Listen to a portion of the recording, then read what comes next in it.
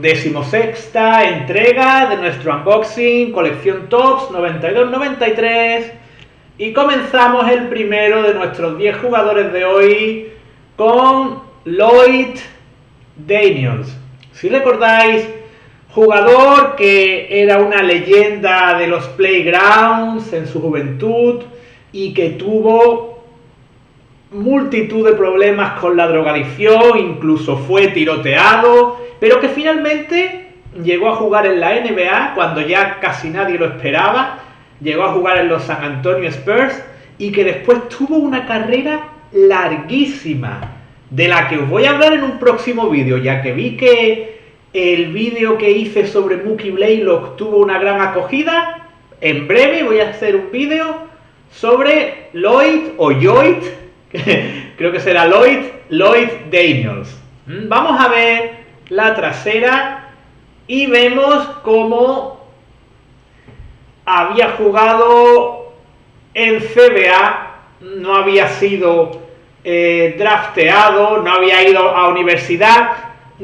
Creo que llegó a ingresar en una universidad, pero no lo aceptaron por esos problemas de drogas de los que hablamos. Es muy curioso que nos aparezcan esas estadísticas, no es común que aparezcan estadísticas CBA, y aquí las tenemos. También nos explican ya que había jugado en Nueva Zelanda, en una liga llamada USBL, que era un tremendo atleta, rápido, habilidoso, y que, ya os digo, lo recordaréis de su trayectoria en los San Antonio Spurs, y que muy pronto hablaremos de él en un vídeo. Continuamos. Nuestro segundo jugador es otro, creo que quizás más conocido y con una carrera mucho más larga, Dale Davis, uno de los dos Davis que tenían los Indiana Pacers en aquella época, Dale Davis y Antonio Davis, ambos jugadores altos, muy poderosos físicamente. Y vamos a ver la trasera de Davis para ver algo más sobre él. Ya veis, 6'11", estaba en esa frontera entre el pivot y el ala pivot, y había tenido una primera temporada algo discreta, diría yo, con esos 6,2 puntos por partido tras ser número 13 del draft. Vemos que había sufrido lesiones de hombro que le habían impedido jugar más partidos, pero si recordáis, después su carrera fue a más y tuvo una larga y bastante notable carrera en la NBA. Nuestro tercer jugador, de nuevo tarjeta apaisada, segunda tarjeta que vemos en nuestra colección de Jason Williams. Ya sabéis, el jugador que tuvo problemas muy graves con la justicia, que acabó en prisión, y jugador del que os voy a mostrar la otra tarjeta que ya nos ha aparecido en esta colección de Jason Williams en su anterior equipo, en los Philadelphia 76ers. Aquí la tenéis.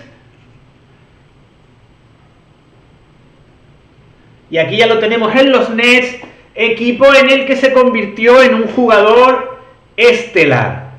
Vamos a ver la trasera de esta bonita tarjeta apaisada que siempre llama mucho la atención. Vemos que nos comentan que tuvo una especie de aprendizaje con Charles Barkley en Filadelfia.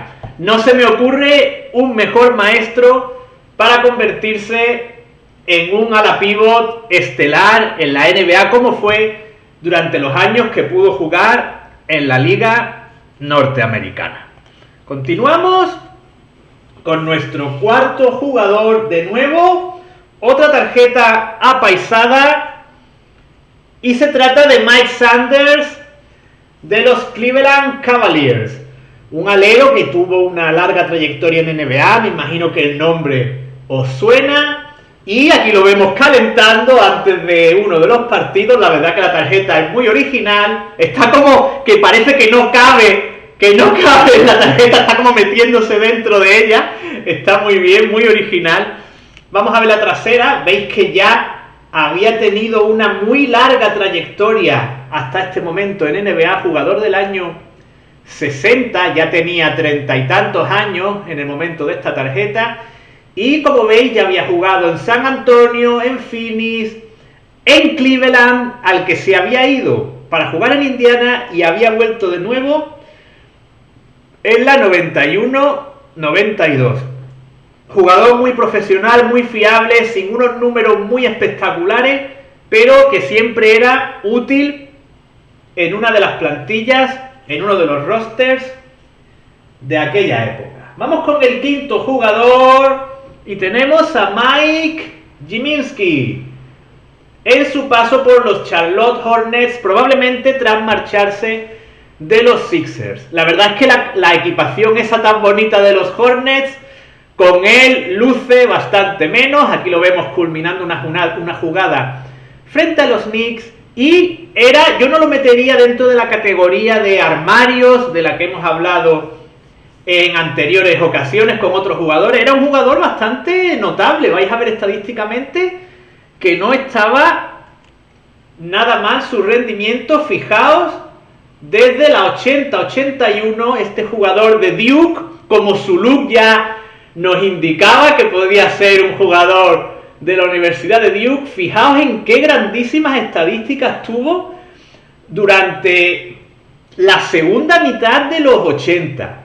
Estadísticas muy, muy notables, tanto en los Nets como en los Sixers. Curiosamente, sus estadísticas bajan en los Hornets. Ya probablemente debido a lo mejor a problemas físicos en la 91-92, porque a su llegada a los Hornets sí son más o menos buenas con estos 11,4 puntos por partido. Ya os digo, jugador que para nada os dejéis llevar por las apariencias. Era un pivot cotizado, mucho mejor que otros más conocidos como, qué sé yo, John Concac, ¿vale? Sin ir más lejos. Continuamos y lo hacemos con William Bedford, al que aquí tenemos cuando estaba en los San Antonio Spurs.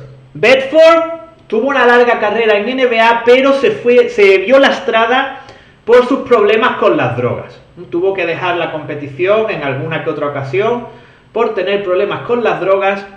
Y de hecho, si queréis saber más sobre los problemas de Bedford y otros jugadores con las drogas, os recomiendo que veáis el vídeo de la revista Superbasket del número 1 de la segunda época, que tenéis aquí en nuestro canal y que voy a poner un enlace al final del vídeo, en el cual nos hablan de muchos jugadores que habían atravesado problemas con las drogas en esa convulsa, sobre todo primera mitad de los 80 y última mitad de los 70. Aquí tenemos la trasera. Vemos que Bedford con sus 7 pies, ¿vale? Es decir, era un jugador, un pivot, que nada más por esa estatura ya podía haber destacado más, pero es que sus números eran discretos, jugador, podríamos decir, de reparto. De hecho, no creo ni que lo recordéis. Fijaos que estaba en los Pistons, en años muy gloriosos de los Pistons, y no creo, yo al menos prácticamente no lo recuerdo. Nos comentan que era un taponador muy amenazante saliendo del banquillo. Evidentemente con esos 7 pies, qué menos que pedirle que fuera un gran taponador. Y fue número 6 del draft. Por tanto, las expectativas en torno a él se vieron frustradas prácticamente desde el inicio de su carrera. Probablemente las drogas tuvieran mucho que ver en que no desarrollara todo su potencial. Vamos con el sexto jugador de hoy y atención,